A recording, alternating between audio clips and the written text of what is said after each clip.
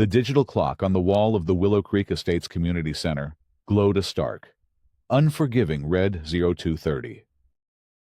Gregory Holt stood at the podium, the polished wood cool beneath his fingertips. He wore a simple navy blazer, his posture straight, his expression unreadable. He did not look at the 5 faces of the board of directors seated before him, nor at the woman who presided over them like a queen on a collapsing throne. Instead, his gaze swept over the silent, packed rows of his neighbors. There were dozens of them, their faces a mixture of curiosity, apprehension, and outright hostility. For a month, they had only known him through whispers, grainy cell phone videos, and the official, venomous narrative spun by the woman at the center of the dais. Sandra Whitfield, president of the Homeowners Association, watched him with an impassive, practiced calm. Her blonde hair was a sculpted helmet, her pearl earrings gleaming under the fluorescent lights. Her hands were folded neatly atop a stack of papers, the case file she had meticulously built against him. To her, this hearing was a formality, the final, public execution of a problem she had failed to solve with threats and intimidation. A quiet cough came from the end of the board table. It was Gerald Knox, the only board member who had met Gregory's eyes when he'd walked in. Gerald gave a slight, almost imperceptible nod, a silent signal that the floor was still his. Gregory drew a steadying breath. His 5 minutes were half gone. It started with a simple flagpole, he said, his voice even and clear, carrying to the back of the room without the aid of the microphone. He finally turned his gaze to Sandra, locking onto her with a quiet intensity that made her blink. A tribute, a promise. It was never meant to be a declaration of war. But in Willow Creek, I've learned that war can be declared over anything. He paused, letting the statement hang in the tense air. To understand why we're here tonight, he continued, why my home has been systematically targeted with violations, and why I have been forced to defend my family's memory in a public forum. We have to go back 6 weeks, to the day I finally came home. 6 weeks earlier, Gregory Holt's black Escalade had turned onto Willow Creek Drive, the manicured sign for the exclusive community rising from a bed of immaculate begonias. For Gregory, a 42-year-old real estate developer, the moment should have been one of pure triumph and quiet relief. This wasn't just another property. It was an anchor. The house, a sprawling Texas modern set on a 2-acre lot at the end of a quiet cul-de-sac, had been his late wife's obsession. For years, Sarah had kept a photo of it on their refrigerator, a listing from a magazine she'd torn out. One day, Greg, she would say, her eyes alight with the dream of it, a place to finally put down roots, a garden, a home that feels like an exhale. She'd lost her battle with cancer 8 months ago. The exhale had become a permanent silence. Buying the house when it unexpectedly came on the market was the last promise he could keep. A desperate act of devotion to a ghost. It was a place to heal. Or at least, a place to try. His background hadn't prepared him for this kind of quiet. A decade in Army Special Operations, before transitioning to the high-stakes world of commercial development, had honed him into a man of strategy, patience, and unwavering calm under pressure. He solved problems by gathering intelligence, identifying leverage, and executing a plan with precision. He was meticulous, principled, and, after everything he'd been through, all he wanted was peace. As he pulled into his new driveway, a man in his late 60s waved from the neighboring lawn. He had a kind face and a gentle demeanor. Gregory got out, and the man walked over, wiping his hands on his gardening trousers. "Howard Carter," he said, extending a hand. "Welcome to the neighborhood. My wife, Denise, and I are right next door." We saw the moving trucks and couldn't be happier to have the place filled again. Gregory Holt. A pleasure, Gregory said, appreciating the simple, warm welcome.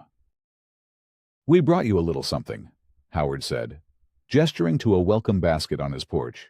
Denise's famous pecan pie and a bottle of wine. And, he added, his voice lowering conspiratorially, a copy of the good book. He produced a thick, binder-clipped document, the covenants, conditions and restrictions for Willow Creek Estates. Gregory smiled. Light reading, I see. More like essential reading, Howard corrected gently. He flipped through the pages until he found a specific section, which he'd already marked with a sticky note. He tapped a paragraph. Just be careful with this one. Paragraph 8.4.2. Structures affecting view corridors. Our board president, Sandra Whitfield, is very fond of that one. Some of us call it the weapon clause. It's vague enough to mean anything she wants it to mean. Gregory skimmed the dense legalese. It was standard HOA boilerplate, designed to prevent a homeowner from building a second story that blocked a neighbor's prized view of the distant city skyline. Seems straightforward enough. My lot backs up to the nature preserve. I don't think I'll be blocking anyone's view. You'd be surprised what constitutes a view around here, Howard said with a wry smile. Sandra's a stickler. Runs this place like her own private fiefdom. Just keep your head down. Get your landscaping approved by the Architectural Control Committee before you plant a single rosebush, and you'll be fine. Gregory thanked him, accepting the warning in the spirit it was intended. He was a developer. He understood bylaws and bureaucracy. He wasn't looking for a fight. A few days later, after the last of the boxes were unpacked, he undertook the one project that mattered most, in the far corner of his backyard, a part of the property invisible from the street and screened by mature oak trees. He installed a simple, elegant flagpole. It wasn't ostentatious. A 20-foot, brushed aluminum pole set in a concrete base. From it, he raised a single, crisp American flag. It wasn't for patriotism, not in the performative sense. It was for Sarah. Her father had been a career Air Force pilot, and she had always found a deep, quiet comfort in the sight of the flag, a symbol of the service and sacrifice that had shaped her family. For Gregory, raising it in the backyard of her dream home was a silent conversation with her, a signal that he had made it, that he was home. He stood there for a long time as the Texas breeze unfurled the fabric, the colors a stark, beautiful contrast against the endless blue sky. It was a structure of solace, a private memorial on his private land. He couldn't imagine anyone finding fault with it. He was wrong. The peace lasted for 10 days. 10 days of waking up to the sound of birds in the nature preserve, of learning the rhythms of the neighborhood sprinklers, of feeling the immense, empty house slowly begin to feel like a home. He was beginning to think Howard's warning had been an overstatement. Then came the letter. It arrived not in the regular mail, but via a certified courier who required a signature. The green and white sticker was the first sign this was not a welcome to the neighborhood coupon book.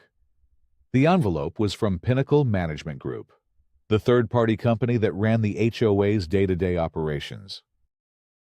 Inside, a single sheet of heavy bond paper bore the Willow Creek Estates letterhead. Official Notice of Violation. Date, August 12, 2023. Property, 1422, Willow Creek. End owner, Gregory Holt. Nature of violation: installation of an unapproved structure in violation of the governing documents of the Willow Creek Estates Homeowners Association. Cited provision: CC&Rs. Article 8. Section 8.4.2. No structure, fence, wall, or other improvement shall be erected, placed, or altered on any lot which unreasonably obstructs the view corridor of any other lot, as determined in the sole discretion of the Architectural Control Committee. Required action. The unapproved structure flagpole must be removed from the property immediately. Cure period. You have 14 days from the date of this notice to bring the property into compliance. Failure to cure this violation by August 26, 2023, will result in the commencement of monetary fines of $100 per day, as outlined in the association's fine policy. The letter was unsigned, bearing only the typed name of the management company. Its impersonal, bureaucratic tone was a masterpiece of passive aggression. It wasn't a request. It was an order. The phrase "sole discretion of the Architectural Control Committee" leaped off the page. It was a legal term for absolute power. Gregory read the notice 3 times. A cold, sharp anger, an emotion he hadn't felt in months, began to burn through the fog of his grief. This wasn't about a view. His flagpole, tucked away in the back corner of his 2-acre lot, obstructed nothing but sky. No home had a line of sight to it except perhaps Howard's. And even then, only if one were to stand at the very edge of the property line and peer through a thicket of trees. This was about something else entirely. Howard's warning echoed in his mind. The weapon clause. Sandra Whitfield had found her pretext. She had taken his quiet, personal tribute to his wife and twisted it into a violation, a bureaucratic crime. The flagpole was no longer just a memorial. It was now a line in the sand. Gregory's first instinct was to handle it logically. This was a simple misunderstanding, one that could be cleared up with a phone call. He dialed the number for Pinnacle Management Group. After navigating an automated menu, he was connected to a portfolio manager named Diane. Her voice was relentlessly cheerful and utterly unhelpful. "Yes, Mr. Holt. I have the file right here," she chirped after he explained the situation. "It seems a violation was reported by the ACC for an unapproved structure." "I understand that's what the letter says." "Diane," Gregory said, keeping his tone measured. "But the cited rule, Section 8.4.2, is about view corridors. The pole is on the back of my lot. It doesn't block anyone's view of anything. It's a clear misapplication of the rule." "Well, the rule states that the determination is at the sole discretion of the committee," she recited, as if reading from a script. "They must have determined that it was an obstruction." Determined how? Did they conduct a site visit? Did they speak to my neighbors? Or did they just see something they didn't like and find a vague rule to justify a violation notice? There was a slight pause. "The association's policy is not to discuss the specifics of the board's deliberative process," she said, her cheerfulness tightening into a protective shell of corporate policy. Gregory changed tactics. "Fine. Then I'd like to speak with the head of the Architectural Control Committee directly. I believe that's the board president, Sandra Whitfield." "I'm sorry, Mr. Holt, but all communications with the board must be submitted in writing through the management portal," Diane replied. "That ensures a proper paper trail for all parties." It was a perfect bureaucratic prison. The manager was a proxy, the written correspondence a delay tactic, and Sandra remained untouchable, insulated by layers of procedure. He was being stonewalled. Frustrated, but undeterred, Gregory followed the protocol. He logged into the clunky online portal and composed a formal, polite letter. He explained the flagpole's personal significance, attached photos showing its discrete location, and respectfully requested that the ACC reconsider its decision based on the clear inapplicability of FERGR 8.4.2. He submitted it and received an automated confirmation. "Your message has been received and will be reviewed at the next board meeting." A week passed in silence. The deadline on the violation notice crept closer. Finally, an email arrived from Pinnacle Management. It was not a reasoned reply, but a cold, one-sentence dismissal. Dear Mr. Holt, after careful review, the Architectural Control Committee has denied your appeal. The violation stands. Please be reminded that the compliance deadline is August 26, 2023, after which fines will be assessed. The phrase careful review was almost insulting. This wasn't a review. It was a rubber stamp on a predetermined outcome. He was not fighting a rule. He was not fighting a committee.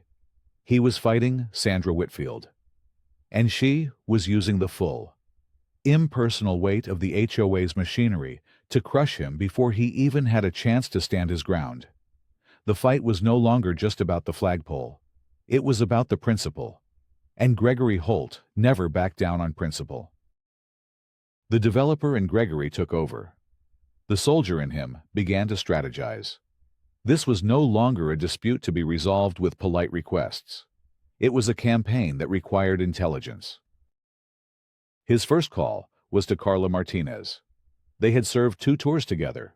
She, in signals intelligence. He, on the ground. Now. She was a highly sought-after paralegal and private investigator in Austin, known for her ability to navigate the labyrinth of public records and corporate structures. An HOA, wore Carla said, a note of amusement in her voice. Greg, you retire from one battlefield just to find another in suburbia. It's not funny. Carla, this woman has a personal vendetta, and she's using the bylaws as cover. I need to know who I'm fighting. Send me everything you have, she said, her tone all business. Violation notices, your closing docs, the CC&Rs. I'll start digging. In the meantime, you need to go on the offensive. You're a homeowner.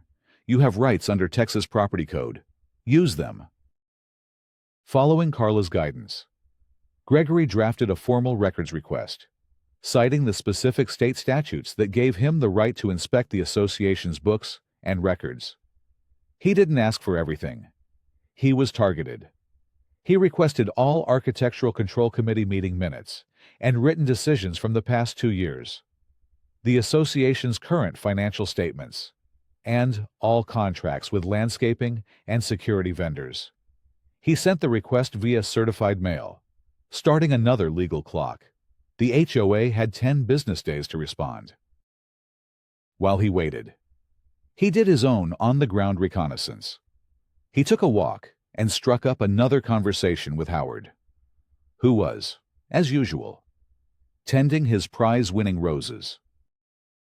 I got a violation notice for my flagpole, Gregory said, getting straight to the point. Howard sighed and put down his trowel. I was afraid of that. The weapon clause. I'm sorry, Gregory. I should have been more forceful in my warning. It's not your fault, Howard. But I need to understand her. What's her story? Sandra's been president for nearly a decade, Howard explained, leaning against his fence. Her husband is a big-shot surgeon. They've lived here forever. At first, she was good, organized, efficient. But over the years, it became less about the community and more about control. She has her allies on the board, people who just vote however she tells them to. Gerald Knox tries to be a voice of reason, but he's usually outnumbered. Gregory absorbed the information. Does she have a particular friend on the board? Someone named Tricia Lambert. Howard's eyebrows shot up. How did you know? Yes. Tricia is her right hand. Lives over on the next cul-de-sac. Why? Just a hunch, Gregory said. Later that afternoon, he took a drive down Tricia Lambert's street. Her house was a near replica of his own, built by the same developer, and in her backyard, clearly visible from the street, was a massive, ornate iron gazebo, a structure far larger and more obtrusive than his simple flagpole. It had to have required ACC approval. His hunch solidified when the document package from Pinnacle Management arrived on the 10th business day. It was a thick stack of PDFs delivered via a download link. As he and Carla reviewed them over a video call, the strategy became clear. "Look at this," Carla said, highlighting a section on her screen. ACC minutes from last March. A request from 1518 Willow Creek Bend. That's Tricia Lambert's address. The request is for a backyard shade structure, but the entire section detailing the discussion and the vote is blacked out. Redacted. "What's the official reason?" Gregory asked. "To protect homeowner privacy and proprietary contractor information." "That's garbage. Greg, it's a public record of the association. They're hiding something." They found other instances of selective enforcement. Sandra's allies received quick approvals for non-compliant fences and unlisted paint colors, while others were hounded for months over the height of their basketball hoops. The real bombshell came from Carla's digging into the property records. "You're not going to believe this," she said late one night, her voice crackling with excitement. "I was looking at the title history for your lot, right before your offer came in. There was another one. It was a lowball offer, all financing, from a newly formed family trust." "Okay."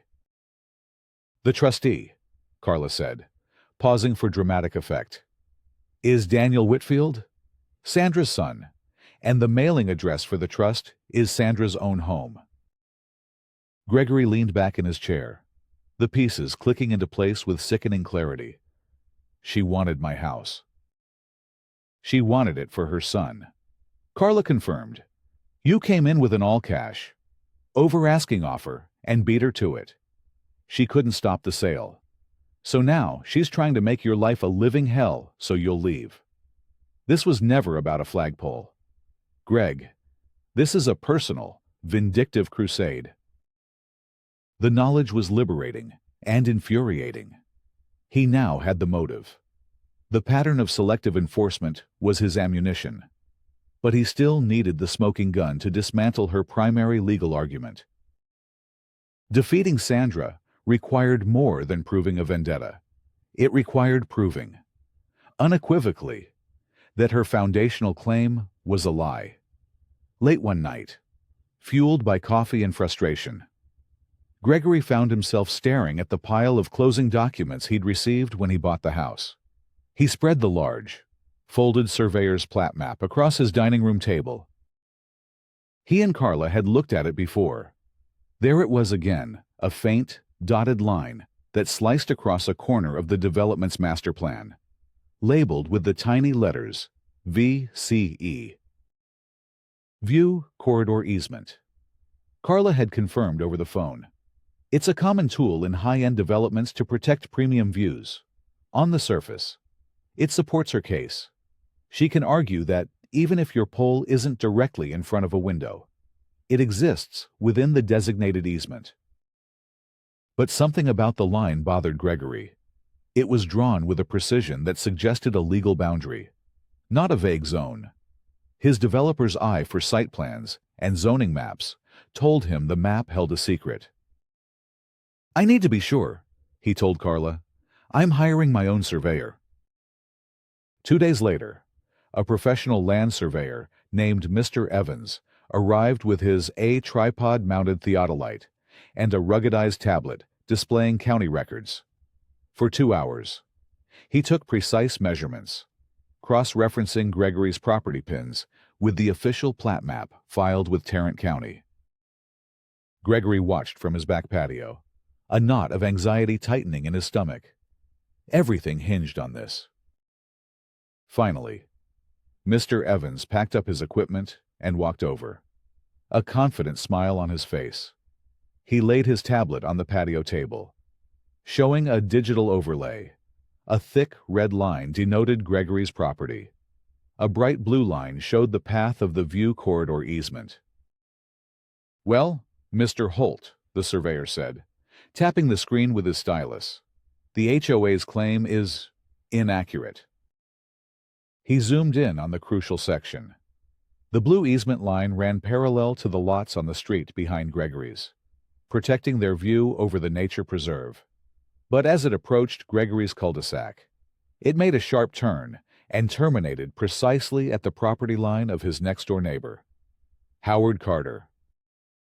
The view corridor easement does not, and has never, encumbered your lot, Mr. Evans stated definitively.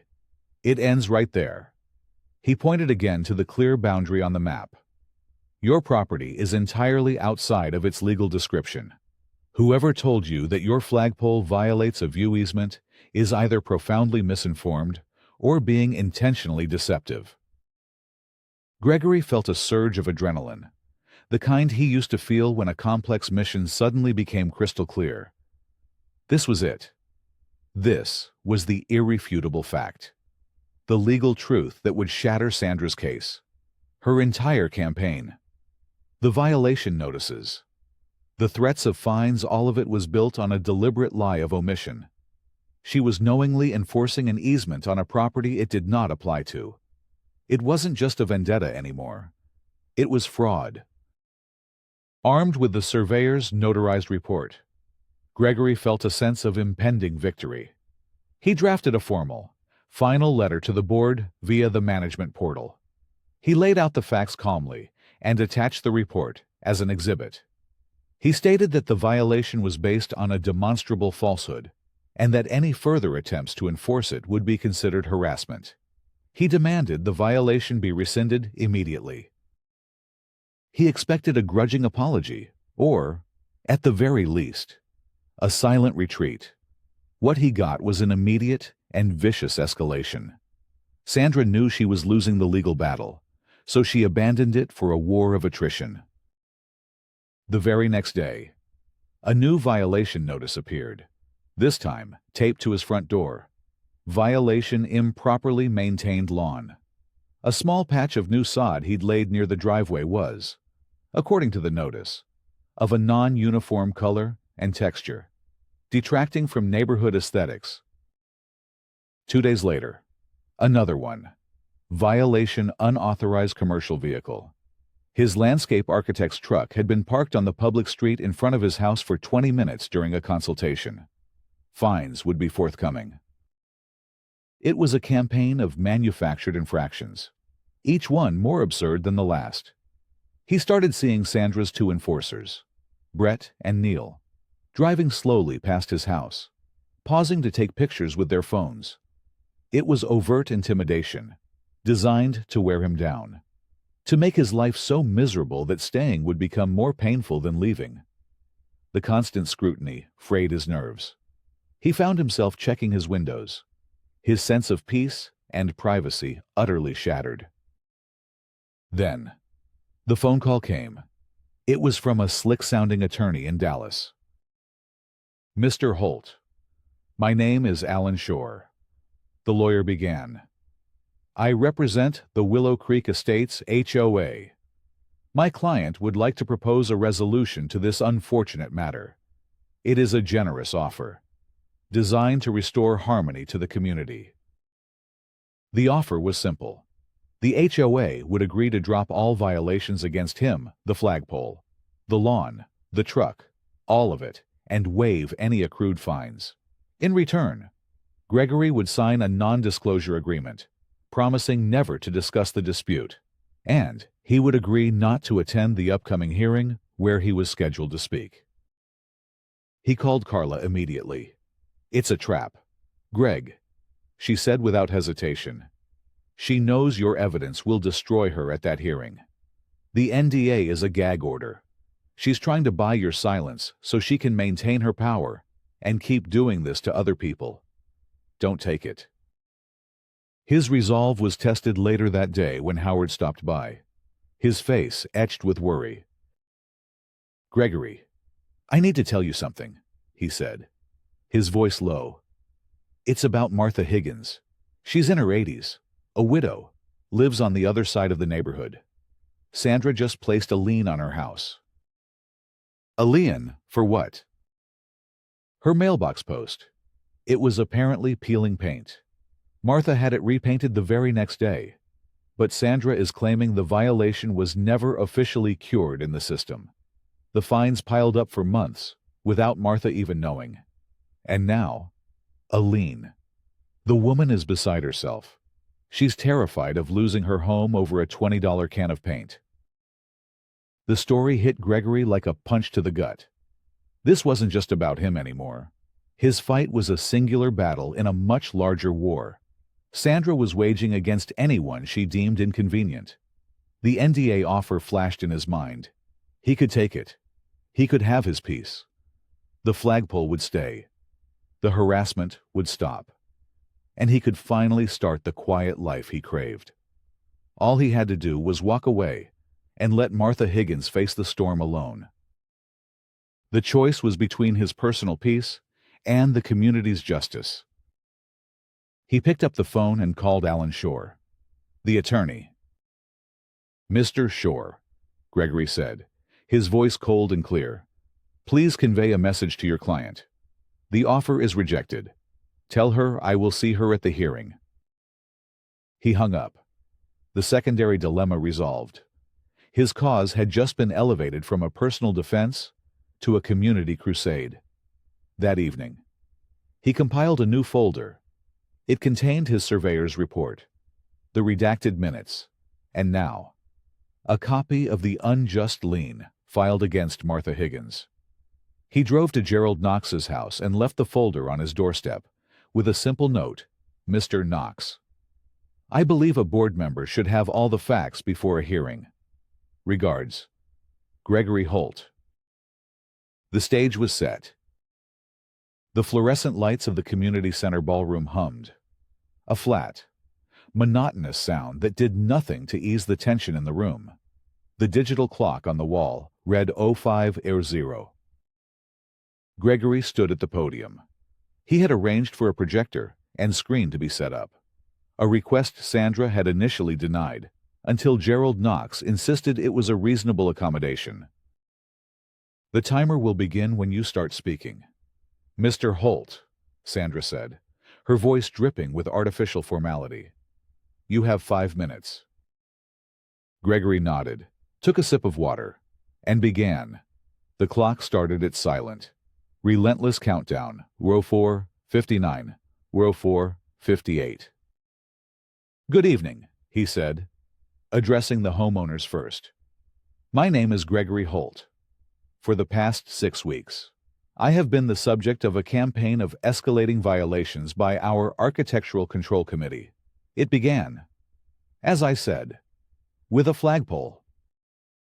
He clicked a button on his remote. The first slide appeared on the screen, a picture of his violation notice, the text of Figure 8.4.2, highlighted in yellow. "The association claims my flagpole violates the view corridor easement," he said. He clicked again. The next slide showed the redacted ACC minutes. "This is a record from last March, approving a large gazebo for another homeowner. The discussion was redacted for privacy. I wondered why." The clock read 04:10. "So, I did my own research." Click. The next slide was the surveyor's plat map. The red line of his property and the blue line of the easement stark and clear. He used a laser pointer, its red dot steady in his hand. This is the official county plat map. As you can see, the view corridor easement. The entire basis for the violation does not apply to my lot. It never has. The violation is, therefore, legally baseless. A wave of murmurs swept through the room. Sandra's knuckles were white where she gripped her pen. Gerald Knox was leaning forward now, his eyes fixed on the screen. The clock read 03:20. When the ACC's primary claim was proven false, they did not rescind the violation. Gregory continued, his voice hardening slightly. They escalated. Click.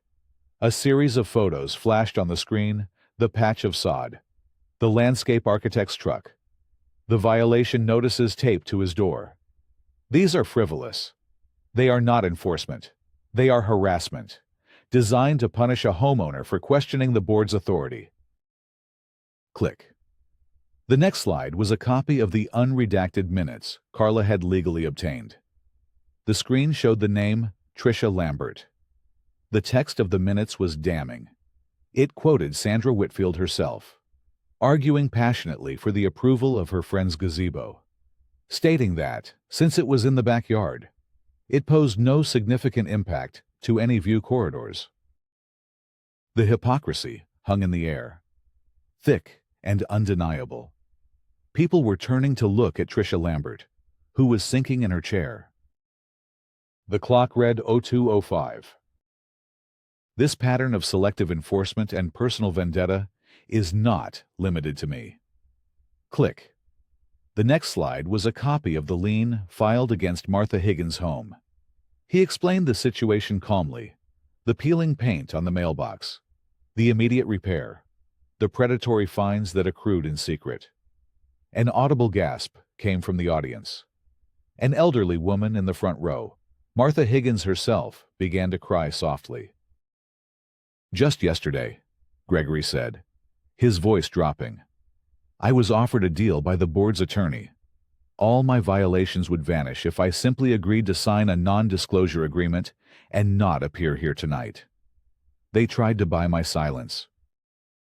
The room erupted. Shouts of shame and "Is that true?" filled the space. Sandra banged her gavel, but it was useless. Her face was a mask of cold fury. The clock showed 00:30. Gregory let the noise subside, then delivered his final point, looking not at Sandra, but directly at Gerald Knox and the other board members. This was never about a flagpole. It was about an abuse of power. The documents I've shown you are not opinions. They are facts. The question before this board, and before this community, is simple. He looked out at his neighbors, his voice resonating with conviction. Do we want to be a community governed by fair rules, applied equally to all, or do we want to be a community ruled by personal grudges and intimidation? He paused. 00:05:0004. The choice is yours. The timer hit "0:00," he said. "Thank you for your time," and walked calmly back to his seat. The room was in chaos. Homeowners were on their feet, shouting questions at the board, demanding answers. Sandra hammered her gavel, her voice a shrill, unheard command for order. Then, a new sound cut through the noise. Gerald Knox, who had been sitting in stunned silence, tapped his microphone. A sharp feedback squeal silenced the room. He stood up, removing his glasses and looking down the long table at Sandra. The deferential, conflict-averse man Howard had described was gone. In his place was a man whose conscience had been lit on fire. "Sandra, I believe you've heard enough," he said, his voice shaking with a quiet rage. He turned to his fellow board members. "I have reviewed the evidence Mr. Holt provided me last night, and what he presented here tonight is not only true, but it is also grounds for immediate action." He took a deep breath. "I make a motion to dismiss, with prejudice, all pending violations against Mr. Gregory Holt." Second, another board member called out instantly. "Before we vote," Gerald continued, holding up a hand, "I make a second motion. I move to formally censure President Sandra Whitfield for gross malfeasance, selective enforcement of the covenants, and conduct unbecoming of a board member." Second came the same voice. "And finally," Gerald said, his voice ringing with authority, "I move that this board commission an immediate, independent forensic audit of all Architectural Control Committee decisions and all financial records of this association for the past 5 years, to be conducted by an outside firm with no ties to this community or its management company." A third board member seconded the motion with a firm, "I second that." Sandra was speechless, her face ashen. She looked to her ally, Tricia, for support, but Tricia was staring at her lap, refusing to meet her gaze. "We will vote on the motions as a package," Gerald declared. "All in favor." His hand shot up. Two other board members immediately raised theirs. After a moment's hesitation, a fourth hand went up. The vote was 4-1. Only Tricia abstained. A silent, final betrayal. "The motions pass," Gerald announced into the stunned silence. Sandra Whitfield slowly gathered her papers, her movements stiff and mechanical. She did not look at Gregory. She did not look at the board. She stood, turned, and walked out of the ballroom, the door clicking shut behind her, leaving a vacuum of power in her wake. 6 months passed. The Texas autumn gave way to a mild winter. The independent audit had been a bombshell, uncovering not just years of selective enforcement, but a pattern of financial misconduct. Sandra had been steering lucrative landscaping and security contracts to companies owned by relatives, skimming thousands of dollars from the association's coffers. Faced with potential legal action, she and her husband sold their house in a quiet, off-market deal and moved out of the county. The community had been shaken, but in the wake of the scandal, it had begun to heal. Gregory Holt, who had been overwhelmingly elected to the board in a special election to fill the vacant seat, now sat at the head table in the community center. The atmosphere was different now. The meetings were civil, productive, and well attended by engaged homeowners. Howard sat beside him, the newly elected board secretary. The flagpole on Gregory's property still stood, the flag snapping crisply in the breeze.